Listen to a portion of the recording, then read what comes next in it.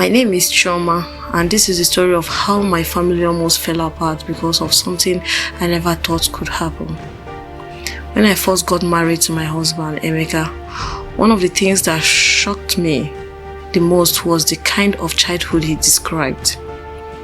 Sometimes, when we would sit down and gist about our past, he would tell me punishments his parents gave him, and honestly, they sounded more like what you'd hear being done to criminals, not a small boy. He once said, "Chioma, when I was 11, I wet the bed. My father tied me outside in the cold nights as punishment." Another day, he casually told me how his mother punished his sisters. He said one of his sisters, who was just 12 years old at that time, brought a male classmate home to study. The mother tied her up and actually put hot pepper inside her private part. The day he told me that, I was speechless. I remember looking at him and saying, "Emeka, this is not discipline, that's abuse. That's wickedness." I explained to him that I was not raised that way, and yet I turned out fine. My parents corrected me when necessary. Nothing extreme or inhuman. From that day, both of us agreed that when we had our own children, we will never raise them with that kind of cruelty. Fast forward to now, we have 3 beautiful kids. My first daughter, Ada, who is 13 years old. My son, Chinedu, who is 8. And my last baby, Ifoma, who is just 6 years old. I have been raising them to be polite, well-mannered, respectful, and open with me. Everything was fine until the week of my wedding anniversary. Me and Emeka decided to travel to a resort, just the two of us, to celebrate. It was supposed to be a quiet, romantic getaway, something we hadn't done in years because of the children.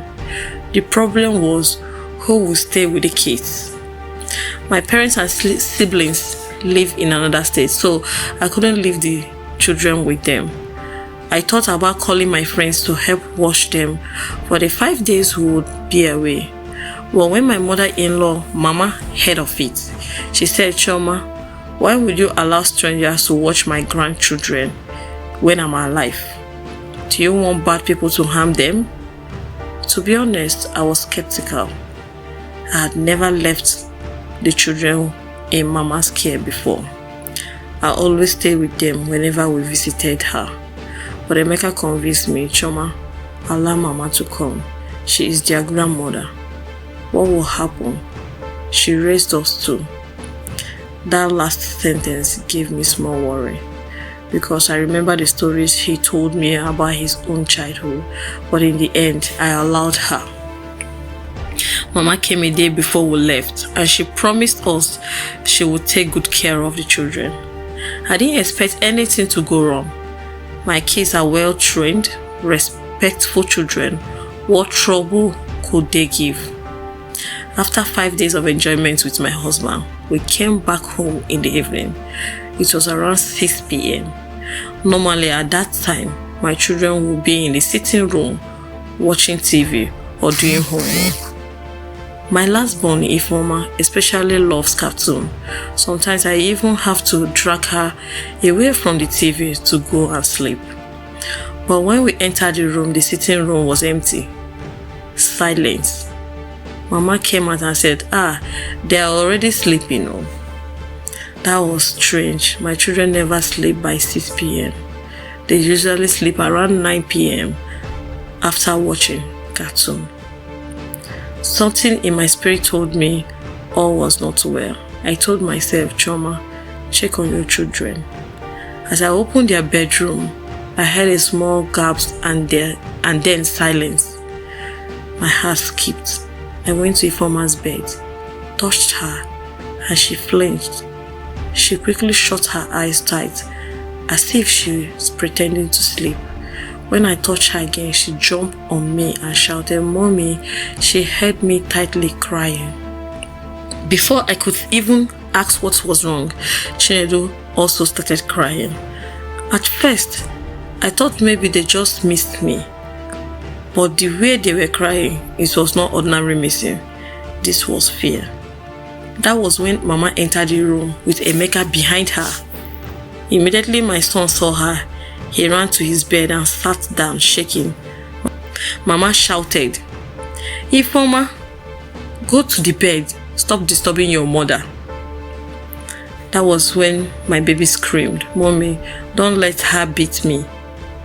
My heart sunk. I knelt down and asked Ifeoma what happened. "Mommy," she cried, "Grandma has been beating us every day. If you see what she did to Ada, I didn't even allow her finish. I rushed to Ada's bed and pulled off the covers. What I saw broke me. My daughter was shivering, sweating, and burning with fever. She looked weak and pale. I heard her and asked what happened. With weak tears, she explained, her period had started 2 days ago while we were away. She forgot to dispose one of her used pads properly and left it in a nylon inside the bathroom. Mama saw it, called her out, and shouted at her. Ada apologized, took it and threw it away. But Mama said apology was not enough. She beat her badly, then told her to kneel down outside in the compound under the hot sun. Ada stayed there the whole day until evening. The next morning, Ada could not even get out of bed. She was running temperature. The younger ones went to tell Mama. Instead of showing care, Mama said she was pretending, that nothing was wrong with her, and forced her to still do house chores. She gave her no medicine, no rest. Mama told her, "Your father was raised this way and he did not die. You too will not die." By the time I came back, my daughter was almost collapsing. I looked at Mama with anger burning inside my heart. So this is how you take care of children. You almost killed my daughter. Emeka, who had been standing quietly, suddenly carried Ada and rushed out to the car. I quickly held the other 2 children and followed him, but Mama tried to block me. She said, "Chioma, stop overreacting.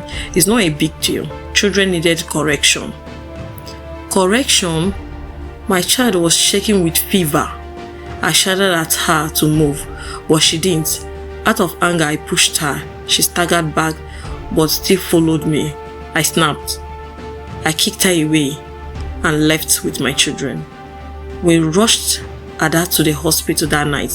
The doctor said she was severely dehydrated and weak.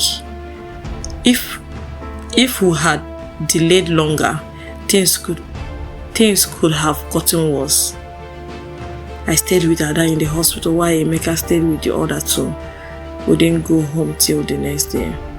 When we returned, Mama had left the house.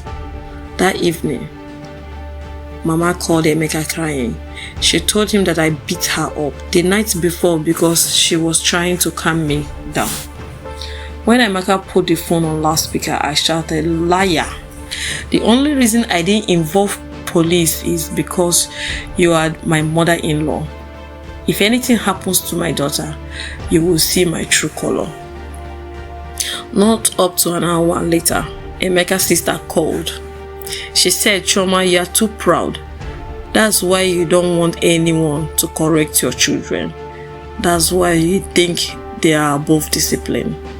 I was boiling. I told her, "And that's why you don't have a child today. God is saving innocent children from you people." I knew it was harsh, but at that moment, I had no mercy. Emeka didn't even argue. He blocked his sister and blocked Mama too. That was when he told me, "Chioma, I now understand. My family is toxic. Despite all Mama did to Ada, my sister is still defending her. They didn't care about us. I don't want them near us again." Here we are facing a tough decision. Should we cut Mama and the rest of his family off completely, Should we go no contact as people say? Part of me feels that is the only way to keep my children safe, but another part of me wonders if that is too extreme. The truth is, I can never forget the sight of my daughters shivering on that bed. I can never forget my son running to hide when his grandmother entered the room.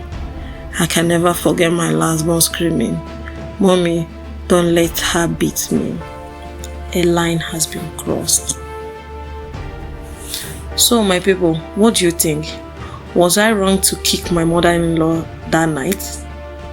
Should me and my husband go no contact with her and his family? Or should we just forget and allow things to continue? Because as for me, my children comes first.